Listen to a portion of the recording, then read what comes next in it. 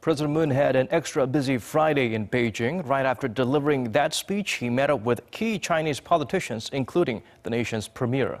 Hwang Hojun fills us in on what was discussed. The South Korean President Moon Jae-in met Thursday afternoon with China's second-in-command, Premier Li Keqiang, both emphasizing the need to promote bilateral friendship, including economic cooperation and human exchanges.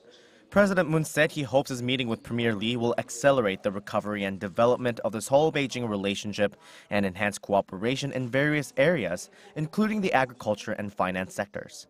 They also agreed to closely communicate with each other for the early hosting of a trilateral summit between Seoul, Beijing, and Tokyo.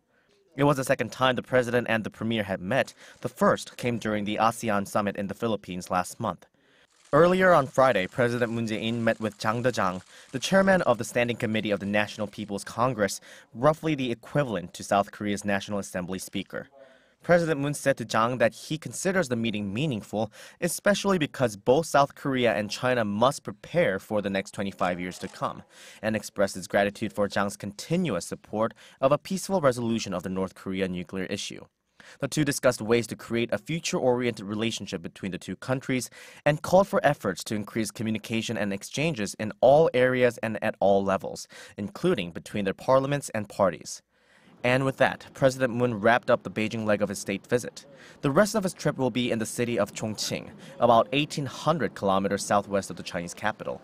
According to the Blue House, Chongqing not only holds historical significance for Korea as the site of the nation's provisional government during the Japanese occupation, but it's also a key part of President Xi's policies on economic cooperation with China.